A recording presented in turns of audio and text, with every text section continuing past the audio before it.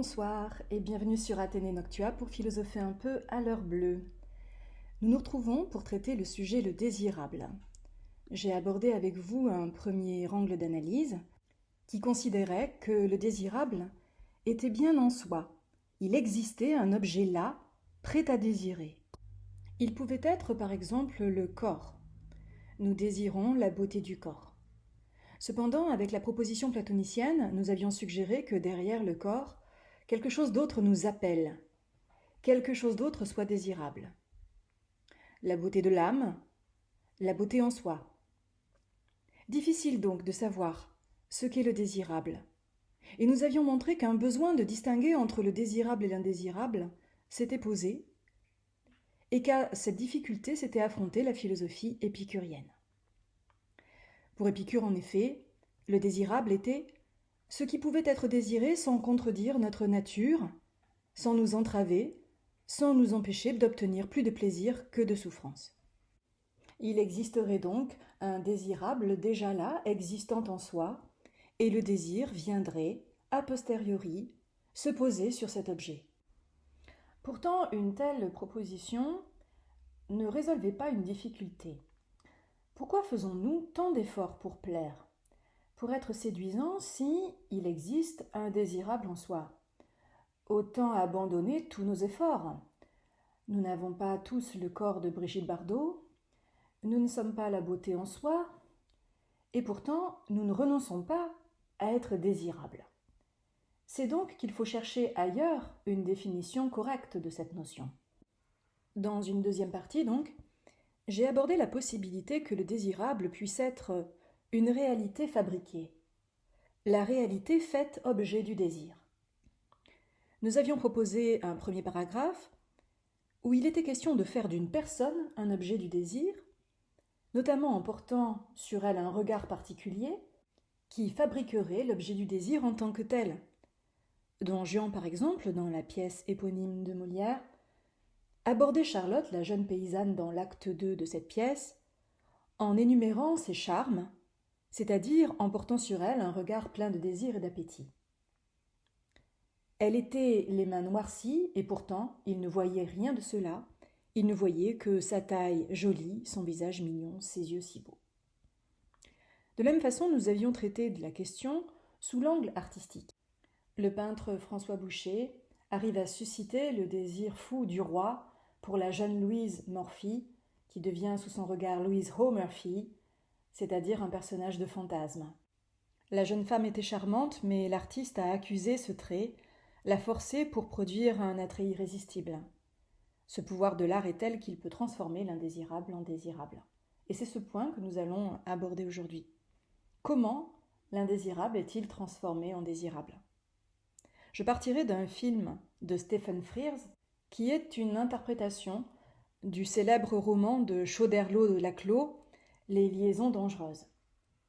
Cette interprétation cinématographique date de 1988, joue dans le rôle du vicomte de Valmont John Malkovich et dans celui de la marquise de Merteuil, Glenn Close. Je travaillerai essentiellement à partir de la scène liminaire, c'est-à-dire le générique de début de ce film. Chacun des personnages apparaît, chacun est paré par ses propres serviteurs. La scène commence par un long moment où la marquise de Merteuil se mire dans un miroir, celui de sa coiffeuse, et s'y admire. Elle se sait déjà désirable au naturel. En effet, la nature lui a donné de très jolis traits, elle est encore jeune, et elle est capable d'apprécier la beauté au naturel qui est la sienne. Ensuite, elle se fait coiffer, puis habiller, serrer un corset parfumé, poudrer le décolleté, maquillée. Elle est prête. Elle avance droit vers la caméra et on découvre d'abord son allure, tandis qu'elle semble avancer droit vers nous, puis elle s'arrête et se fait admirer en offrant diverses facettes de son visage. Elle nous prend à partie par son regard complice, elle est face caméra, et elle semble nous suggérer qu'elle se sait à présent, par les deux armes de la nature et de l'art, absolument irrésistible. Parallèlement, le vicomte de Valmont, ce grand libertin, refuse que l'on voie son visage au réveil, au naturel. Il oblige pour cela ses serviteurs à poser sur son visage un mouchoir, puis après un mouchoir, ce sera un masque de type vénitien. Et durant toute cette scène, nous ne voyons pas le visage du vicomte. Il se fait couper les poils du nez, se fait préparer un bain, choisit ses habits. Il le fait sans prononcer un mot. Il choisit sa perruque. Les serviteurs la déposent sur sa tête et la poudre avant son départ. Ce n'est que complètement paré qu'il se donne à voir, qu'il révèle son visage en ôtant le masque qui protégeait donc son visage de la poudre. Cette scène est un peu ridicule en soi, mais elle nous autorise à supposer qu'il est foncièrement, ce personnage, un masque.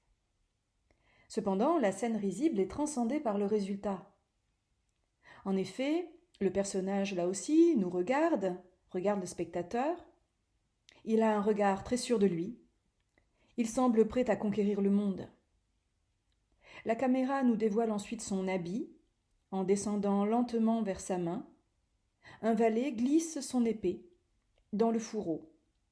Il est prêt à en découdre, amoureusement parlant du moins. On constate que si un objet n'est pas de lui-même désirable, eh bien il ne tient qu'à nous, il ne tient qu'à notre pratique technique, artistique, de le modifier, jusqu'à ce qu'il satisfasse le désir. Une telle idée repose sur deux présupposés. Le premier, c'est que l'on sache ce qui est désirable et ce qui ne l'est pas, puisque l'on va travailler à transformer la nature jusqu'à ce qu'elle atteigne ce désirable connu. Mais aussi que l'indésirable ne le soit pas définitivement. Autrement dit, le sujet qui ne se saurait pas désirable au naturel a tout espoir de le devenir en travaillant, en développant un art de la séduction. C'est ce qui apparaît notamment dans un très célèbre texte de Charles Baudelaire, intitulé Le peintre de la vie moderne, notamment dans sa partie L'éloge du maquillage. Dans cet éloge du maquillage, il apparaît que l'art peut accomplir des miracles et opérer ce qu'on pourrait appeler la transmutation de la boue en or, métaphore de l'alchimiste très présente chez ce poète. Chez Baudelaire, la nature est négative. Elle est chez nous la part animale, la part violente, celle de la satisfaction de nos besoins, satisfaction égoïste s'il en est. Voici ce qu'il écrit. À l'expérience de tous les âges et à la gazette des tribunaux, nous verrons que la nature n'enseigne rien, ou presque rien, c'est-à-dire qu'elle contraint l'homme à dormir, à boire, à manger, et à se garantir tant bien que mal contre les hostilités de l'atmosphère. C'est elle aussi qui pousse l'homme à tuer son semblable, à le manger, à le séquestrer, à le torturer. Car sitôt que nous sortons de l'ordre des nécessités et des besoins pour entrer dans celui du luxe et des plaisirs, nous voyons que la nature ne peut conseiller que le crime. C'est cette infaillible nature qui a créé le parricide et l'anthropophagie, et mille autres abominations que la pudeur et la délicatesse nous empêchent de nommer. Vous le constatez dans ce texte sans concession, il apparaît que la nature, cela se voit dans les tribunaux, cela pousse au crime. Du fait de son inscription dans la nature, l'homme ressemble à un animal dont les besoins primaires cherchent à être satisfaits tant bien que mal, et qui s'adonne à la violence, la plus sordide depuis le parricide jusqu'à l'anthropophagie. Chez Baudelaire, l'inscription dans la culture ne nous sauve pas de cette dimension naturelle. Ce qu'il appelle ordre du luxe et des plaisirs, dans ce texte que je viens de vous lire, par rapport à l'ordre de la nécessité, est encore un ordre dominé par la nature. Une fois que les besoins primaires sont satisfaits, un homme cultivé peut très bien se laisser encore aller à son penchant naturel, par exemple à la satisfaction égoïste de ses besoins et désirs. Il a seulement davantage de moyens de se satisfaire puisqu'il cumule les moyens offerts par la nature et ceux offerts par la culture. Autrement dit, une fois les besoins naturels rassasiés, l'être humain peut tomber dans une quête de plaisir et de luxe qui fait qu'il ne va suivre ni sa raison ni une morale, mais seulement son désir naturel et spontané de se faire plaisir. Et pour cette satisfaction, il a donc des moyens tant culturels que naturels. Pour Baudelaire, donc, désirer le luxe, c'est désirer des réalités laides, égoïstes et vulgaires, mais se donner les moyens de la culture pour les satisfaire. Donc pour échapper à cette dimension d'origine naturelle, et qui persiste dans la culture, il y a pour lui deux moyens essentiels, la religion d'une part et la philosophie d'autre part. En effet, que ce soit en religion ou en philosophie, on est amené à réfléchir vraiment à ce qui est désirable, et à rechercher donc, sans qu'on y perde son humanité, sa satisfaction ailleurs que dans une basse animalité. Et c'est précisément cette morale, cette religion qui manque à Don Juan. En effet, Sganarelle est amené à parler avec Guzman, l'écuyer d'Elvire, et dit de son maître « Tu vois en Don Juan, mon maître, le plus grand scélérat que la terre ait jamais porté. Un enragé, un chien, un diable, un turc, un hérétique, qui ne croit ni ciel ni enfer, ni loup-garou, qui passe cette vie en véritable bête brute, un pourceau d'Épicure, un vrai sardanapale, qui ferme l'oreille à toutes les remontrances qu'on peut lui faire. » C'est bien le vocabulaire de l'animalité qui est convoqué par le valet du grand seigneur méchant homme. Un chien, un loup-garou, un pourceau, une bête brute, voilà les termes desquels Sganarelle se sert pour parler de lui. Don Juan, il est vrai, réagit violemment aux propositions qui lui sont faites de se soumettre à la religion et à sa morale, ou à la tempérance. S'il parle comme tout homme, c'est un usage du langage qui n'est porté que par la raison calculante, stratégique. Il utilise bien la culture à des fins animales. Il n'en reste pas moins que Don Juan parvient à dissimuler cette dimension animale de son désir derrière les beaux mots qu'il emploie. Ce qu'il dit de beau n'est dit que pour parvenir à ses fins. Il passe, il est vrai, son temps par ses paroles à faire et à défaire, à dire et à se dédire. De ce point de vue, ce personnage n'échappe pas tout à fait à son animalité indigne, il ne fait que la masquer. Chez Baudelaire, par la morale, qu'elle soit religieuse ou philosophique, par l'éthique en philosophie ou par l'art, nous pouvons en effet échapper à cette dimension animale. Baudelaire ne croit pas à l'existence d'une beauté naturelle ou d'une bonté naturelle. Dans son éloge du maquillage, il s'oppose au XVIIIe siècle, qui a célébré la nature comme une réalité première, plus pure, plus simple, plus belle que ce qui lui succède, c'est-à-dire la culture. Lui, au contraire, va défendre la primauté éthique de l'art, des efforts et du travail. Voici ce qu'il écrit. La plupart des erreurs relatives au beau naissent de la fausse conception du XVIIIe siècle relative à la morale. La nature fut prise, dans ce temps-là, comme base, source et type de tout bien et de tout beau possible. Une femme, explique Baudelaire, doit se dorer pour être adorée. Au naturel, elle n'est pas un être désirable, car la nature en elle est du côté de la laideur presque animale. Baudelaire se moque de Louis XV, qui préférait à la marquise de Pompadour si belle et apprêtée, de jeunes filles un peu vulgaires, au naturel, dont Louise O'Murphy bien sûr.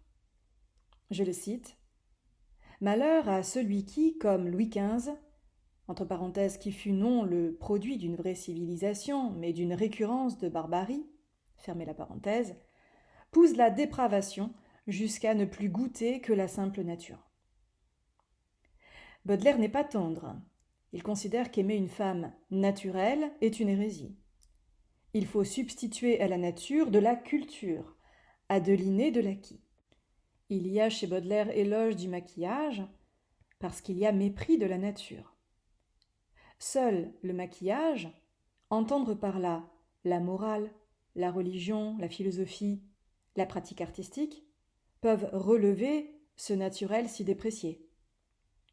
Seul le maquillage transformera la femme en idole, transformera la nature en une production intéressante et désirable. On constate donc que le désirable se fabrique, même à partir de l'indésirable, que l'on transforme par le biais de l'art et de la morale. N'y a-t-il pas cependant une fabrication différente du désirable, moins voulue, moins stratégique, qu'on pourrait appeler une sorte de fabrication psychologique du désirable? Elle serait inconsciente, fabriquée par notre imagination à notre insu, et c'est elle que j'aborderai dans le dernier moment de ce grand 2. On a tous en tête cette planche de BD, dans Tintin au pays de l'or noir d'Hergé, qui donne à voir les frères Dupont fonçant tête baissée dans ce qu'ils croient être un lac et qui n'est au milieu du désert qu'un mirage. Ils viennent de plonger tête baissée dans l'objet de leur désir, un objet fantasmé, eux qui avaient si chaud au cœur du désert. Dans un dessin animé intitulé L'âge de glace, le personnage de Scrat, ancêtre lointain de l'écureuil, poursuit lui aussi l'objet de ses désirs. Un gland immense qui lui échappe toujours. De la pointe de sa griffe, il est souvent prêt de le toucher, mais le gland s'éloigne, lui échappe, se dérobe inlassablement. Dans le film La ruée vers l'or, Charlot et son compagnon souffrent tant de la faim que lorsque Charlie Chaplin voit son ami, il ne le voit plus que comme un immense poulet qu'il course pour le dévorer. De telles hallucinations donnent à voir un point commun, la perfection de ces trois objets du désir. Le mirage dans lequel les frères Dupont viennent de plonger, c'est le lac idéal, bleu, entouré de palmiers, comme on les rêve. Quant à Scrat, il voit non pas un gland qui satisferait son appétit, mais un gland immense, plus gros que lui. Charlot voit le corps de son ami comme un poulet immense à la taille démesurée, qui pourrait satisfaire sa faim pour une semaine au moins. Le désir ne possède manifestement que l'objet qu'il s'est lui-même inventé, créé, d'où cette taille immense et fantasmatique. Le désir serait cette force qui viendrait soumettre la faculté imaginante pour qu'elle vienne lui soumettre le poulet absolu, le gland parfait. L'homme avec un H majuscule ou la femme avec un F majuscule. Dans la pièce de Don Juan, il admire les mains de la jeune paysanne, veut les baiser parce qu'il les trouve, je cite, les plus belles du monde. Alors que Charlotte vient précisément de lui dire que ses mains sont noires comme je ne sais quoi, au point de vouloir les laver avec du son. Qu'à cela ne tienne, Don Juan est plein d'appétit, non pas parce qu'elle est appétissante, mais parce qu'il a faim. Et c'est le point commun des personnages que je viens de vous décrire, ils sont tous taraudés par un désir puissant. Et quand on a faim, tout aliment nous semble délectable, désirable. On peut même avoir une représentation fantasmée d'un aliment lorsqu'on a faim. D'ailleurs, ce même aliment nous laisserait sans doute indifférents si l'on avait le ventre plein. Et on se jette dessus quand on a faim parce qu'il est considéré comme le plus désirable de tous. Don Juan lui-même, lorsqu'il aborde Charlotte et considère qu'elle a les plus belles mains du monde, se demande si son valet Sganarelle partage sa représentation. « Sganarelle, regarde un peu ses mains, dit-il. » Sganarelle se penche sur les mains et voit les mains noires de Charlotte, déclare « Fi, monsieur, elles sont noires comme je ne sais quoi ». Il ne comprend donc pas ce qu'on pourrait appeler le délire de son maître. C'est donc en l'être désirant que tout se joue dans la façon dont il voit l'objet, dont il le fantasme. On voit bien que le désir peut faire halluciner celui qui est pris, par une sorte de rêve éveillé, de désir illusoire. Il commence à voir non pas ce qu'il a sous les yeux, mais ce qu'il fantasme. Un objet auréolé de lumière, immense, d'une beauté excédant tout. Un autre point commun permet de relier ces quelques références que je viens de vous donner, à savoir que cet objet est inaccessible. Chacun cherche à atteindre, mais ne parvient jamais à cet objet, parce que ce qu'il désire est impossible à atteindre. Soit parce que c'est un impossible réel au vu des circonstances, soit parce que c'est impossible en soi. Et ce sont bien les ressorts utilisés dans La ruée vers l'or. On ne peut manger un poulet imaginaire, on ne peut atteindre le gland ultime, et on ne peut plonger dans un lac qui n'existe pas. Pourquoi cet objet est-il désiré plutôt qu'un autre? Voilà la question que nous pourrions poser. Parce que cet objet a été transfiguré par l'imagination. Et c'est ce qui est notamment abordé par Stendhal dans son ouvrage De l'amour, au chapitre de la naissance de l'amour, lorsqu'il aborde la thématique de la cristallisation. C'est un point que j'ai déjà abordé avec vous, je vous renvoie à une séance sur le sujet Aimer, rendez-vous en terre inconnue, où j'avais proposé une analyse du détail de ce texte de l'amour de Stendhal. Je ne retiendrai de cette référence qu'un point important. C'est qu'au fond, Stendhal nous dit toujours que l'amour ne naît pas de rien. La naissance d'un désir n'est pas sans raison. il y a bien quelque chose qui est advenu. Il faut par exemple qu'un événement survienne, que quelque chose modifie le réel, surgisse dans le monde. En l'occurrence, dans le cas de Charlotte, il y a bien Charlotte, il y a bien un personnage, une femme, que Don Juan ne connaissait pas encore et qui vient de surgir dans son monde. Face au personnage de Charlot, il y a bien un compagnon qui marche et qui court même lorsque Charlot délire et lui court après pour le dévorer. Autrement dit, le mouvement de l'âme n'est pas déclenché par rien, mais par quelque chose qui a agité l'âme, qui a agi sur elle. Le désir n'est donc pas un délire complètement inexplicable, une chimère ou un rêve qui ne reposerait sur rien. Il a une cause, il a effectivement un objet, point sur lequel Stendhal insiste dans son ouvrage. Tout objet peut servir de rameau à ce qu'il appelle une cristallisation. Encore faut-il bien sûr qu'il y ait ce petit rameau de bois sur lequel la cristallisation va donc opérer. Prenons l'exemple de la philatélie ou de la cinéphilie, qui portent bien leur nom puisqu'il y a un amour, il y a bien une philia, l'une se porte sur les timbres, l'autre sur le cinéma. Alors on peut se dire qu'un timbre, cela n'est pas rien. Mais du moment que ce timbre peut devenir pour X raisons le support d'une admiration, parce qu'il est ancien, parce qu'il est beau, parce qu'il est rare, eh bien le désir et la passion ont trouvé leur terreau. Cette admiration, cependant, ne suffit pas pour que la passion naisse et dure. Stendhal envisage que quelque chose se rajoute à ce moment initial, ce qu'il appelle donc le processus de cristallisation. Nous pouvons donc conclure cette partie en considérant que le désirable est la création d'un objet, et en inversant donc le rapport du désirant au désirable. Le désirant n'est pas la proie, la victime passive. Du désirable, il en est le façonneur, le créateur, ce qui fait de lui un être libre de modifier, voire de déconstruire cet objet, et de le maîtriser en somme. La preuve en est, lorsque Don Juan est arrivé à soumettre la pauvre Charlotte, elle n'est plus l'objet de sa convoitise, il s'en détourne, elle est passée de l'indésirable au désirable, puis du désirable à l'indésirable. Il y a donc eu du côté de Don Juan cristallisation puis décristallisation. Et les qualités qu'il attribuait à Charlotte parce qu'il projetait sur elle des éléments de désir en la convoitant, il les lui ôte dès qu'il ne la convoite plus. Spinoza, le philosophe du XVIIe siècle, dans son Éthique, pointe cette inversion nécessaire du rapport entre le désir et le désirable. Dans son vocabulaire, entre le désir et la chose bonne. En effet, en général, nous considérons que c'est parce qu'une chose est bonne que nous la désirons. C'est l'inverse qui se produit. C'est parce que nous la désirons qu'elle nous semble bonne.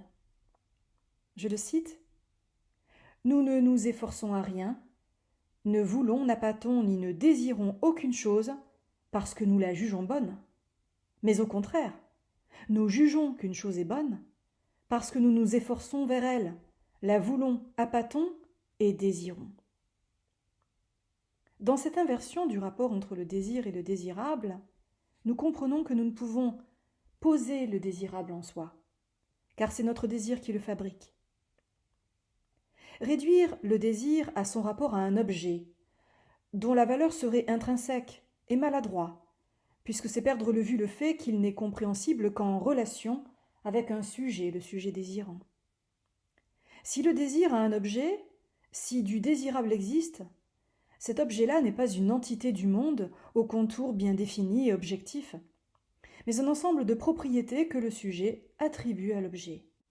Certes, cet ensemble s'appuie sur des traits distinctifs de l'objet, il est indéniable que la petite Charlotte devait avoir un charme certain, mais pour comprendre le désirable, il faut plutôt se tourner vers le sujet.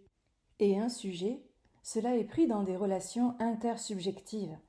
Autrement dit, il n'y a pas qu'un sujet désirant, mais il y a tout autour de ce sujet désirant d'autres sujets désirants, et c'est peut-être à cette relation intersubjective que l'on doit la fabrication du désirable. C'est cet aspect que nous aborderons dans notre troisième et dernier axe d'analyse. Dans un premier temps, je vous propose de partir d'une citation extraite de la Bible, et en particulier du Nouveau Testament, de l'Évangile selon Matthieu, dans sa partie 5 au verset 27 et 28. Je vous le cite. « Vous avez ouï qu'il a été dit, tu ne commettras pas l'adultère, mais moi, je vous dis que quiconque regarde une femme pour la convoiter a déjà commis l'adultère avec elle dans son cœur. » Cette évocation de l'adultère fait manifestement écho à l'un des 10 commandements de l'Ancien Testament, mais le redouble d'un nouveau crime qui consisterait non pas à le commettre, mais à seulement y penser, c'est-à-dire à le commettre dans son cœur. La convoitise est l'un des défauts les plus fermement condamnés par le Nouveau Testament, qui, loin de se contenter de s'en prendre aux actes injustes ou immoraux, sondent les intentions, et donc les désirs, pour les juger d'eux-mêmes. Convoiter, qu'est-ce que c'est ? Ça n'est pas tout à fait désirer. On peut opérer une distinction notionnelle à ce niveau. Ce serait établir autrui dans une relation de rivalité, dans la quête même du désirable, dans la quête même d'un objet de désir. Une telle idée est assez contre-intuitive quand on y pense, parce que lorsque l'on désire quelqu'un, on considère qu'on le désire selon sa nature propre. C'est-à-dire que cette femme, on la désire non pas parce qu'elle est la femme du voisin, mais parce qu'elle nous plaît, qu'elle correspond à nos goûts en matière de femme, par exemple. Autrement dit, nous avons l'intime conviction que le sujet désirant possède une sensibilité et un goût particulier. Il est distinct des autres, il désire ce qui lui correspond en propre, ce qui correspond à son intime nature, et ne peut désirer ce qui a été désiré par autrui pour cette raison précise.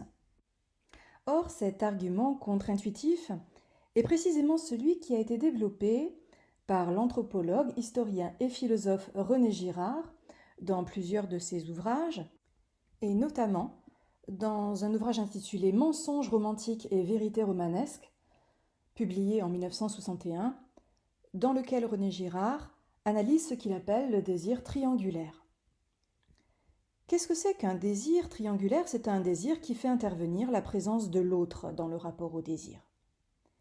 Alors il est vrai que cette idée qu'autrui s'immisce entre moi et le désirable peut surprendre, mais de fait, l'individu n'en est pas forcément conscient.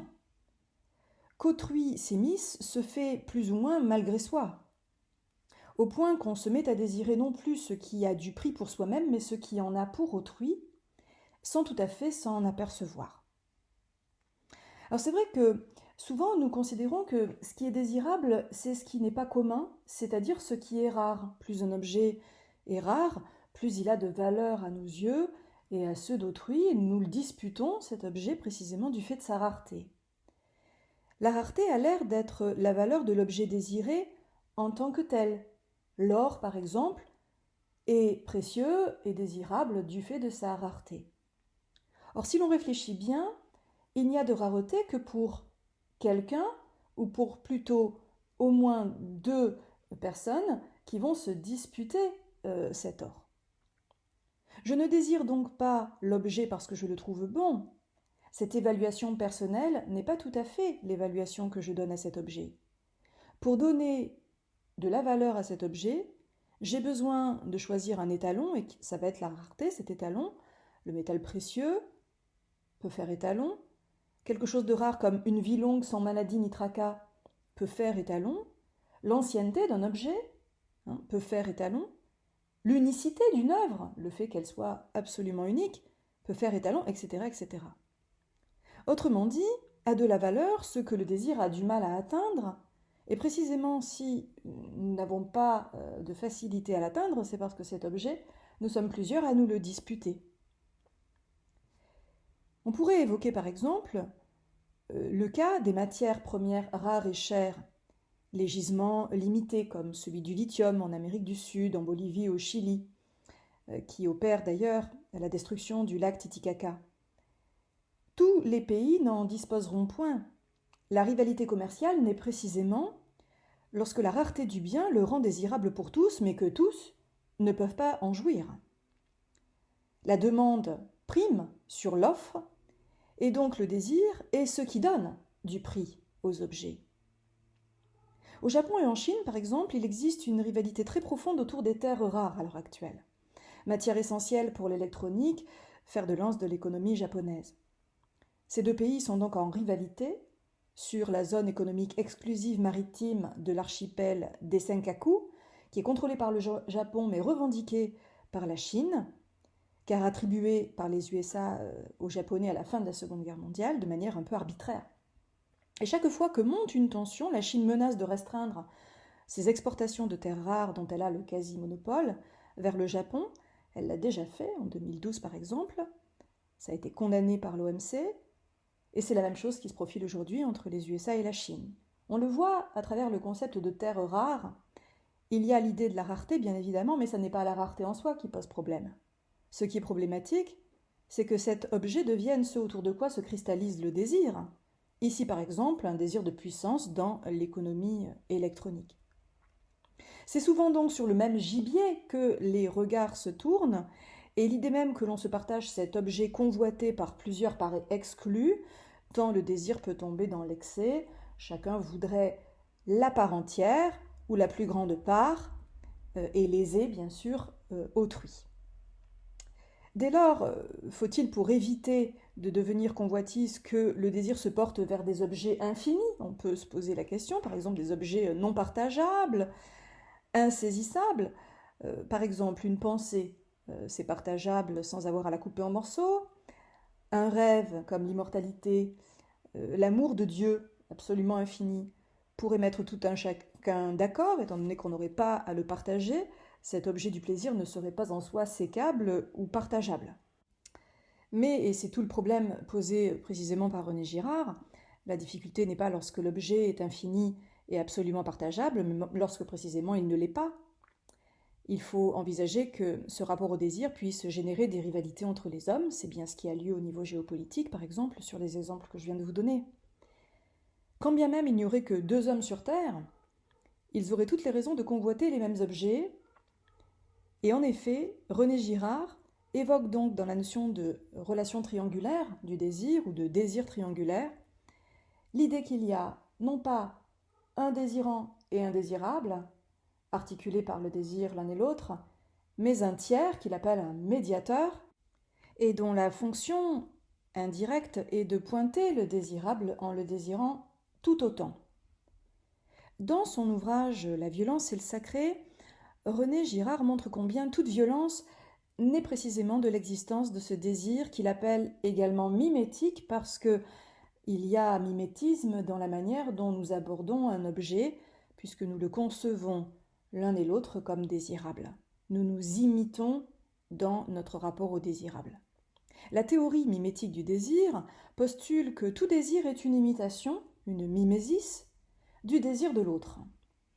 Girard prend par exemple le contre-pied de la croyance romantique dans le caractère singulier, unique et inimitable du désir, en montrant que lorsque le sujet est désirant, il n'a que l'illusion de ce caractère singulier de son désir. C'est-à-dire ne voit pas que derrière son désir se cache quelque chose. Par exemple, si je désire avoir un bel homme à mon bras, qu'est-ce qui se joue? Est-ce que c'est bien cet homme que je désire? Ou est-ce que je ne désire pas que les autres femmes, par exemple, me jalousent? Est-ce que je désire aller voyager très loin? Ou est-ce que le fond de mon désir n'est pas le récit que je pourrais faire de ce voyage, qui fera apparaître combien j'ai pu aller plus loin que mon voisin ou mon collègue de travail? En achetant cette belle voiture, suis-je en train de satisfaire le désir particulier que j'avais de cet objet, ou le désir de promotion sociale dans le regard de l'autre, de considération, de reconnaissance, que j'attends de la possession de cet objet, qui est valorisé dans ma société, qui est une belle voiture, une voiture convoitée. D'après René Girard, le sujet désirant a l'illusion que son désir est motivé par l'objet de son désir, la belle femme, l'objet rare, la belle voiture, etc. Mais en réalité, son désir est suscité fondamentalement par un modèle, présent ou absent, qu'il jalouse ou envie. Et contrairement encore à une idée reçue, nous ne savons pas ce que nous désirons. Nous ne savons pas sur quoi, sur quel objet, porter notre désir. Ce n'est qu'après coup, rétrospectivement, que nous donnons un sens à notre choix, en le faisant passer pour un choix voulu. Je t'ai choisi entre mille est un discours a posteriori. Je t'ai d'abord choisi parce que l'autre a fixé son attention sur toi, parce qu'il t'a rendu visible à mon regard. Il suffit donc en quelque sorte que je regarde l'œil brillant du voisin lorsqu'il admire sa voiture de luxe, pour que je me dise que je le vaux bien, moi aussi, cet homme. J'y ai droit autant que lui. Le voisin lui-même n'a peut-être considéré cet objet que parce qu'une publicité en a vanté non pas les mérites objectifs, mais l'impact subjectif qu'il aurait sur ma conscience, se mettant en rivalité avec les autres consciences, autrement dit, le nerf vif de tout achat est la convoitise ou l'orgueil. Nous sommes bien loin de la proposition épicurienne dont nous avions parlé à la fin de notre premier axe, à savoir un désir qui serait en lien avec notre propre nature. René Girard, dans Mensonges romantiques et vérité romanesque donc, propose un exemple assez éclairant. Il réinterprète le Don Quichotte de Cervantes et oppose les désirs de Don Quichotte et de son valet Sancho Panza. En effet, Sancho a d'abord des désirs qui sont en accord avec sa nature. Certains de ces désirs ne sont pas imités. Ce qu'éveille par exemple la vue d'un morceau de fromage, écrit Girard, ou d'une outre de vin. Il a du goût, pour cela, il aime ces aliments-là. Mais, précise Girard, je le cite, « Depuis qu'il fréquente Don Quichotte, il rêve d'une île dont il sera gouverneur, il veut un titre de duchesse pour sa fille. » Vous le constatez, ces désirs ne sont pas spontanés chez Sancho Panza, mais suggérés par Don Quichotte. Il y a donc dans notre rapport au désirable l'influence d'un médiateur, si bien que le sens du réel est perdu, le jugement est paralysé. Le pouvoir du médiateur est très fort, il peut générer des désirs que nous n'avons pas. C'est tout le ressort sans doute du marketing, de la publicité, que de nous faire désirer un objet dont nous n'avons jamais ressenti en nous le désir profond. Un désir selon l'autre, qui s'oppose au désir selon soi. Notons d'ailleurs, pour achever cette réflexion, que ces désirs, fabriqués de toutes pièces, ne nous correspondent pas et sont souvent portés à des excès. Il y a chez l'être qui s'écoute peut-être plus de modération que dans celui qui, en passant par cet intermédiaire, par le rival, cherche toujours davantage.